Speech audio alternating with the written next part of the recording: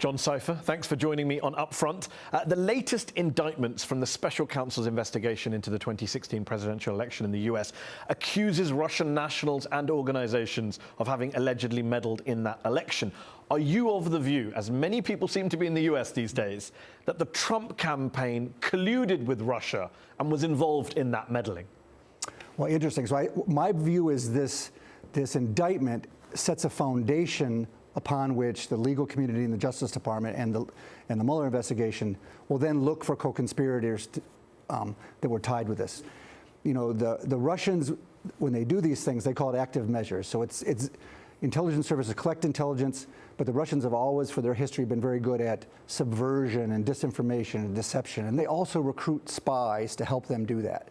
That's the issue. Do you of collusion. believe they recruited members of the Trump campaign as part of this alleged campaign? I have no way of knowing that. But one thing I can say. But do you believe? I'm asking for your belief. I can say with certainty that they would try. His critics hope that Donald Trump, the President of the United States, will be indicted as a conspirator, will be charged with a crime, whatever it is, conspiracy, treason.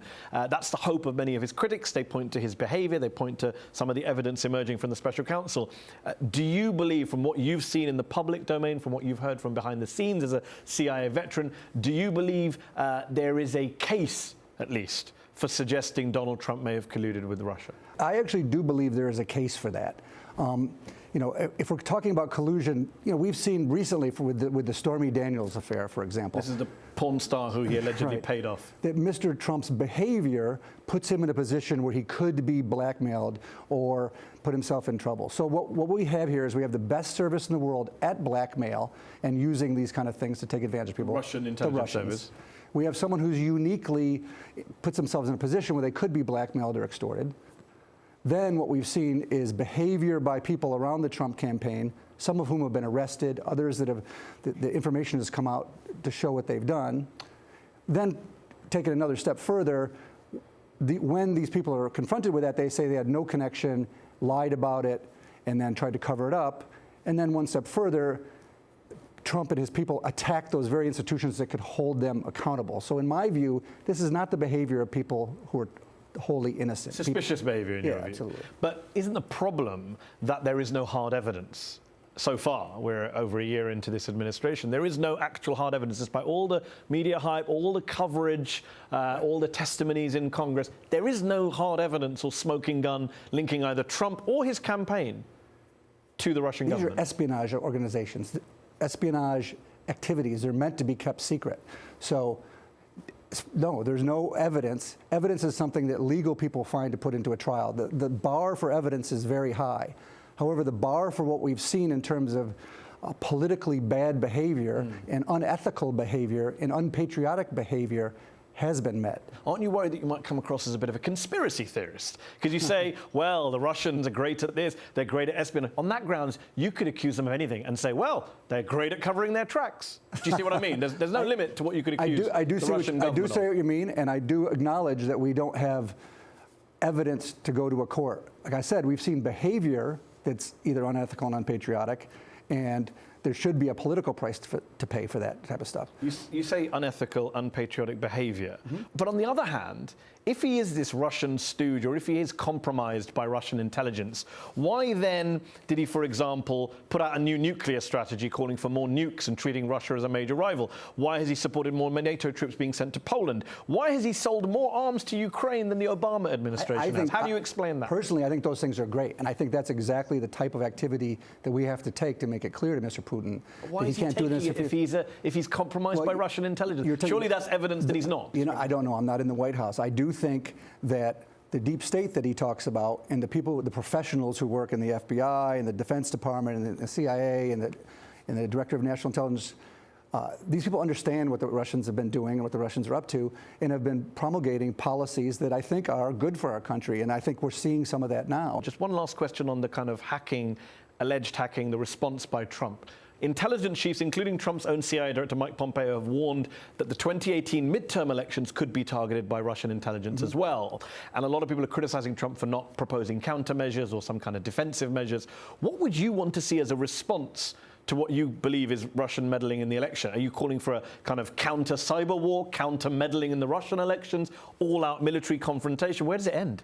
the actions that Mr. Putin took, those active measures that I talked to you about, these are asymmetric warfare. It's part of their doctrine.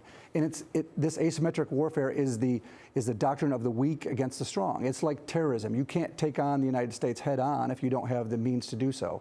This is a means of looking for weaknesses in the American system and taking advantage of those things.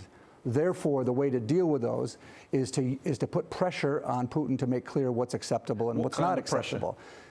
I think continuing to support arms to Ukraine, making it clear there's a price to pay in his area near abroad where he's taken advantage in Crimea and Ukraine. I do believe that the nuclear posture of increasing our weapon systems and our nuclear weapon systems, I think this all makes sense. I think continuing to develop relations with our NATO partners to push back. I also think there's a whole education issue that has to be done here. I don't understand about critics of Trump like yourself. You say he's doing those things. No, I'm saying, no, much worse than that. I'm saying on the one hand, you say he's unethical, he may be unpatriotic. You're clearly not a fan of him as an individual. But you're also saying, let's give him more nukes and let him escalate possibly a nuclear war with Russia under Putin. That's not what I said. Because there just seems to be this disconnect. Lots of people say, we don't like Trump, we don't trust Trump, he might be a Russian stooge, he's clearly off his head. But we think he should escalate a conflict with Russia. That same person. That seems to be a contradiction. Well, the United States already has the largest and most powerful military in the history of the world. We have the largest arsenal of nuclear weapons. Why would you want to give Trump even more possibility for military action? Modernizing those weapons. But you also talked about making Putin pay a price. All of those things could lead to another major war, could it not? Between two countries. Could do. And you're okay with Donald Trump being president when that war comes? You're doing what Trump and Putin do, is you create a straw man so you can take it down. I'm going on what you said. You said we should pay a price in Ukraine, and you support modernization and increase in nuclear weapons. I'm saying, how does that square with you saying you don't trust Donald Trump?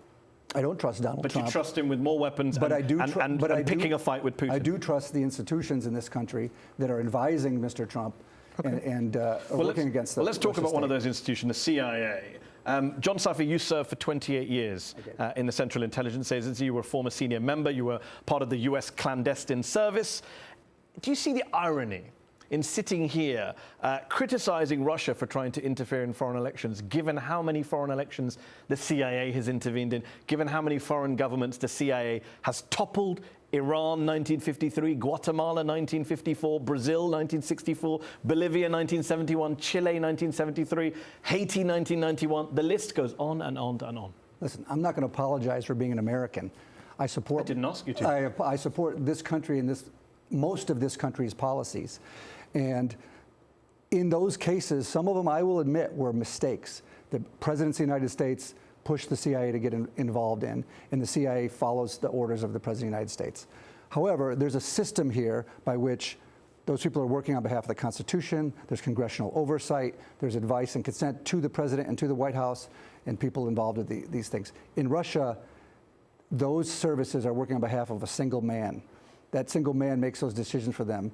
I'm saying as someone from the CIA, to talk about foreign interference when you guys meddled, you guys, plural, not just you, meddled in other countries' elections, does it not seem a bit rich? Jim Woolsey, former head of the CIA, was on Fox News this past weekend laughing about it when he was asking, yeah, we've intervened, we did it for a good cause. I'm sure the Russians would say the same, we're doing it for good reasons as well. I totally understand that it appears that way. And what I would ask you to look at is look at Mr. Putin and look at what he's trying to push. He's pushing, supporting Taliban in Afghanistan. He's supporting Assad in Syria to include their use of chemical weapons. He's overtaken neighboring countries and took up Crimea from Ukraine. So I do think there are issues and there are things that are right and wrong in the world. And I think Mr. Putin's on the wrong side. If we want to talk about mistakes in American foreign policy, we don't have time today to go through all of those. There's plenty of them. I studied. Many would say they weren't just mistakes, they were crimes for which people have not been held accountable. Yep. I'm sure there were some, absolutely. John Sipher, thanks for joining me on UpFront. My pleasure. Thank you. Thank you.